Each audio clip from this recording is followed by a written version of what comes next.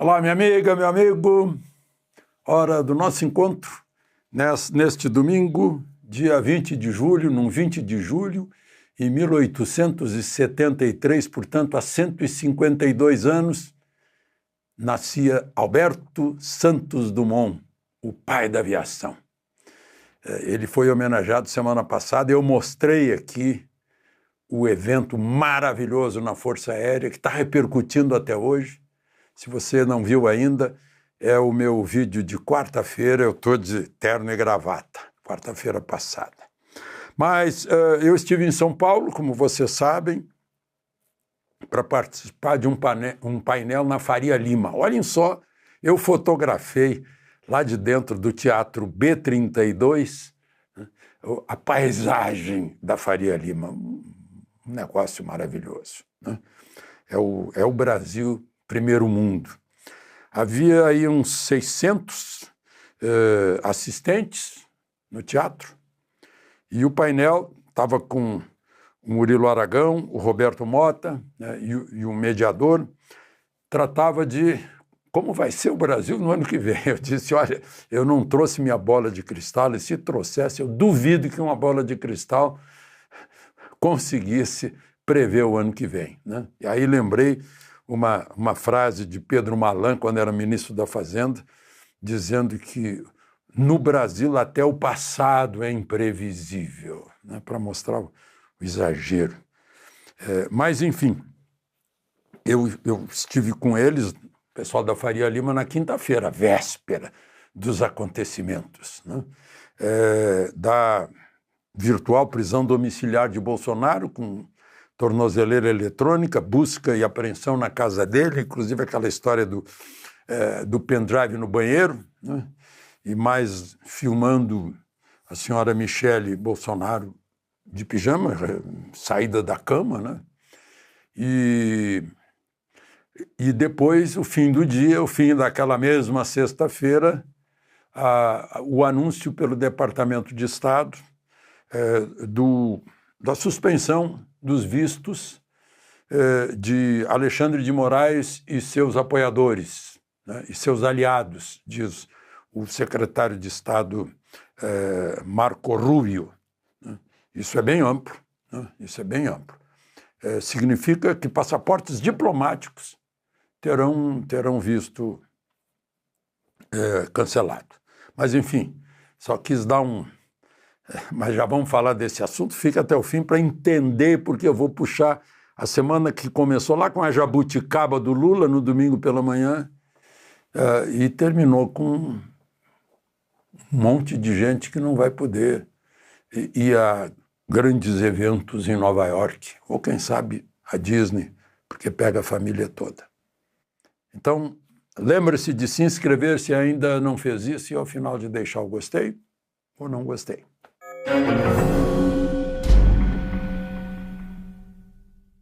Bom, vamos começar pelos antecedentes imediatos, ou seja, o que aconteceu no fim da semana, né? O presidente Lula falou em cadeia, entendam, cadeia de rádio e televisão, cadeia nacional.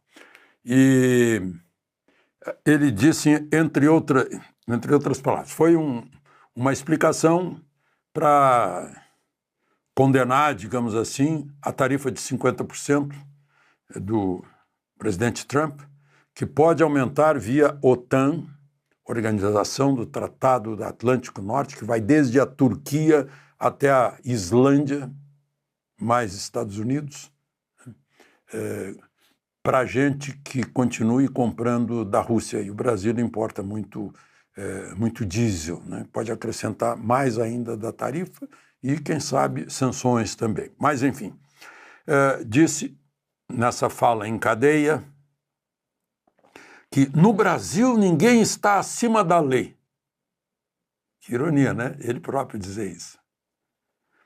E passou a falar mal das redes sociais como se elas fossem a causa dos 50% de tarifa. Depois saiu-se com esta: no Brasil respeitamos o devido processo legal.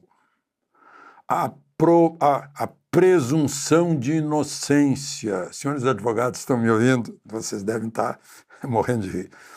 O contraditório e a ampla defesa. Fecha aspas, são palavras de Lula, que diz que no Brasil respeitamos.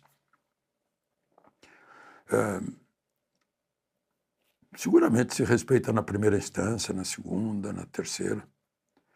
Disse que a tarifa é uma chantagem inaceitável. Ok, o presidente está afirmando que não aceita. Ótimo. E daí? O que vai ser feito? Inaceitável. Itamaraty disse a mesma coisa. Disse que é uma intromissão indevida e inaceitável. Ô, Itamaraty, intromissão? Como assim? Essas medidas todas são tomadas nos Estados Unidos. A tarifa se refere à mercadoria lá nos Estados Unidos, entrando nos Estados Unidos. O visto é quando a pessoa está no solo americano e quer passar na alfândega. É soberania dos Estados Unidos. Né? Visto, por exemplo. Todo mundo que tira visto nos Estados Unidos ou qualquer outro visto sabe que isso fica ao arbítrio ou à decisão. O país de destino não precisa dar explicação. Né? É como a sua casa. Você não quer deixar alguém entrar na sua casa, você fecha a porta e não precisa explicar porque a casa é sua. Não? O Brasil faz a mesma coisa. Se não quer uma pessoa que seja indesejável no país, fecha a porta. Bom, mas voltemos à questão aí do Lula. Aí ele plagia um dito que todo mundo conhece sobre a primeira vítima de uma guerra, né? Aí ele diz, a primeira vítima de um mundo sem regras é a verdade. Todo mundo sabe que a primeira vítima de uma guerra é a verdade, né? Mas aí ele foi irônico falando sobre verdade. Bom, depois ele fez uma postagem sobre soberania, disse que só com soberania se consegue justiça social, progresso, etc. Ué, mas por que não conseguiu então? Só agora que a soberania estaria sendo atacada? Teve todos esses anos, 16 anos de governo do PT para equilibrar contas públicas. Bom, aí veio a tornozeleira de Bolsonaro. Foi busca e apreensão, né? Foi quando acharam esse pendrive no banheiro, entraram lá de manhã cedo na casa dele, depois foram ao escritório dele no Partido Liberal, né? E aí eu li a decisão de Moraes, ele proíbe até de falar com os filhos, Eduardo e Carlos. Eu almocei lá em São Paulo com uma senhora libanesa, tem mais de 90 anos, sapientíssima senhora, eu diria. Né? Conhece tudo, sabe o valor de liberdade, democracia lá do Oriente Médio. E é imigrante, né? Ela veio para o Brasil há alguns anos, ela disse, só quem veio para o Brasil como imigrante é que conhece o valor desse país. É que ama de verdade esse país, porque ama liberdade, democracia. E ela me disse, lamentando, não temos mais democracia no Brasil, e eu vim atrás de democracia. Né? Devido ao processo legal. Bom, queria registrar que a gente vai aprendendo pelo sentimento dos outros. Ele tem que manter distância, é proibido se aproximar de embaixadas e consulados. É mais ou menos como o marido que separou da mulher, batia na mulher e tem lá uma medida protetiva que não pode chegar perto de embaixada. Não pode ter contato com embaixadores, autoridades estrangeiras, não pode... Interessante que fala lá que são embaixadas e consulados de países estrangeiros. Eita pleonasmo, né? Imagina. Aqui não tem embaixada e consulado do Brasil, né? Tem no estrangeiro. Bom, Mas vamos em frente. Proibido de frequentar redes sociais, diretamente ou por terceiros, né? E autorizou a busca de celulares, tablets, computadores, dinheiro, documentos, qualquer artefato digital, né? Encontraram que permitam esclarecer o esquema criminoso em poder de Jair Messias Bolsonaro. Já está previsto aí que é um esquema criminoso. Ele não foi julgado ainda, mas já está previsto que é um esquema criminoso.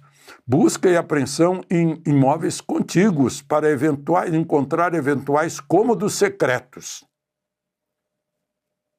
Deve estar com medo de ter algum túnel até os Estados Unidos. Bom, mas aí, né, ou entrada daqueles mergulhadores da Marinha Americana, aquelas focas, né? Bom, aí, segundo se conta, alguém pediu para ir ao banheiro e voltou com um pendrive. Não sei se isso está bem contado, porque se está havendo busca e apreensão, não precisa pedir licença para ir ao banheiro. O banheiro é um dos cômodos que vai ser objeto de busca e apreensão, né? Só que na hora de encontrar alguma coisa, convém ter como testemunha alguém da casa, para atestar ali na hora, gravar, olha, ele encontrou realmente, né? Ele encontrou aqui, nesse buraquinho aqui, o pendrive. Porque senão fica uma dúvida. E ficou todo mundo curioso para saber o conteúdo do pendrive, né?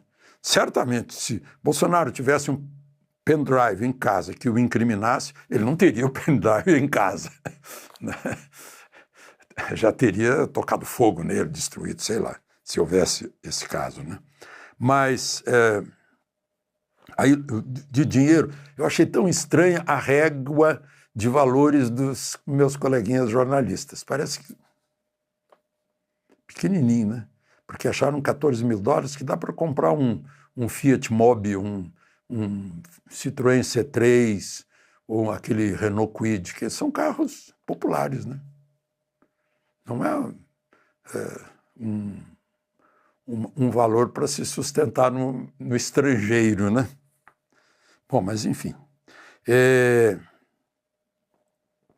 E aí, bom, o ministro Moraes, nesse mesmo documento, pede o imediato referendo, a confirmação da primeira turma, que imediatamente confirmou, né? O Marco Rubio falou de tirar vista dos aliados de Moraes. Mas esse movimento serviu para projetar e confirmar o que Trump vinha dizendo de caça às bruxas, de perseguição, porque saiu no mundo inteiro, desde a Al Jazeera ao New York Times, ao Bloomberg, à BBC, CNN Mundial, né, Reuters, saiu no mundo inteiro essa operação. E o dia não terminou sem antes. Interessante que eu estava participando ao vivo, no estúdio, em São Paulo, do Oeste Sem Filtro.